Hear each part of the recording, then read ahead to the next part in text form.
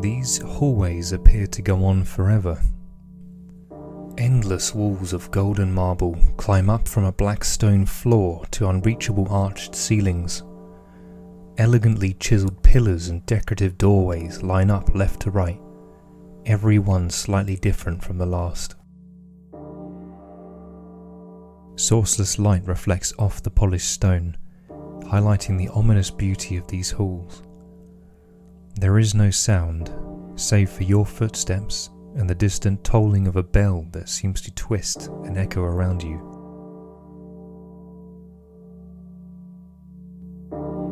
You can't remember when you arrived here, nor what, if there ever was, a reason.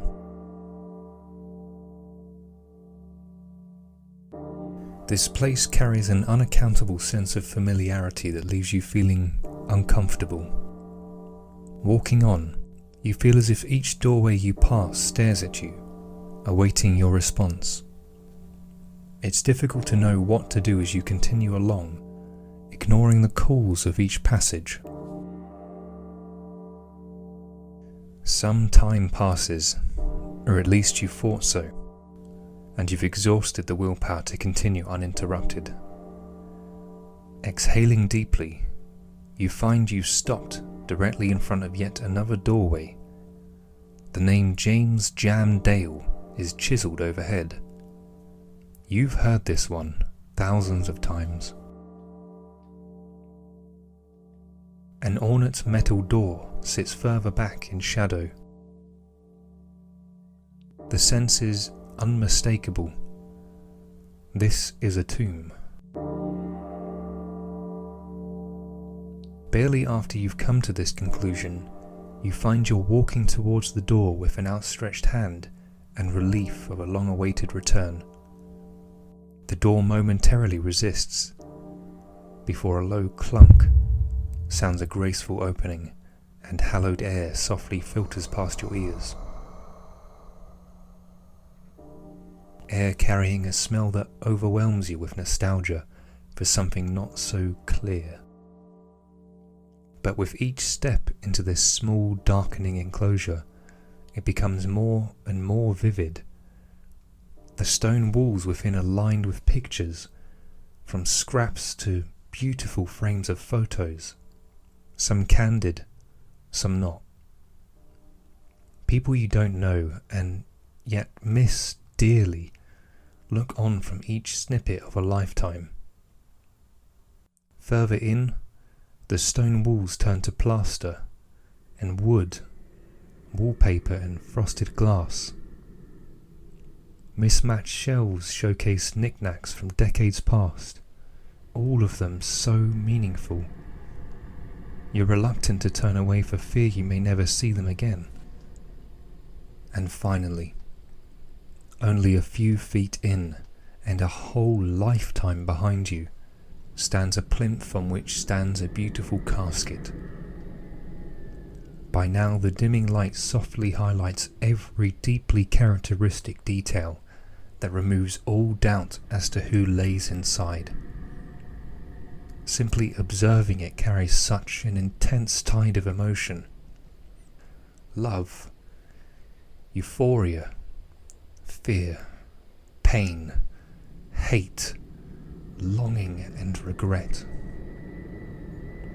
You've forgotten how long you've been here, or whether time even is in this room. The longer you stand here, the less clarity there is. Even your own sense of identity begins to waver before it occurs to you to open the casket.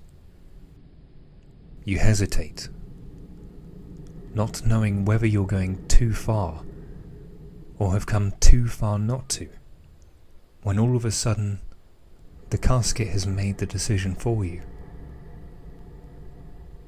It gently opens up, light as a feather, and with it lifts a fog that twirls away to reveal a corpse laying still within. Another wave of emotion erupts through your body. How long have you waited for this moment? You don't know, it's all so vague. Your mind stirs intensely as your memories flutter between life and death. Their face appears to change with every memory. One moment they look as if they had died only yesterday, and the next moment, 1,000 years ago. The only thing that is ever certain is that they are dead.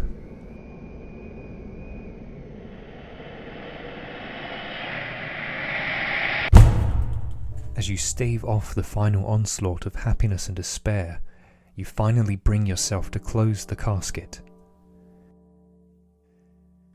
You feel so distant from yourself, so much so that if you don't leave now, you're afraid you'll never return. And so with great anguish you turn away and begin to walk back towards the open door. Uncontrollable tears blind you as you swat away your emotions, along with the sense of an old friend watching you as you walk away, calling for you. Please, don't leave. You almost don't think you can until...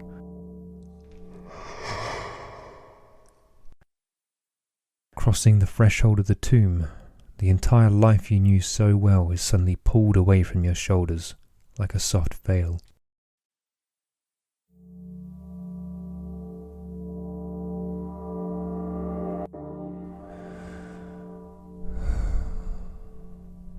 And here you are again, in the golden marble halls that climb up from a black stone floor to unreachable arched ceilings.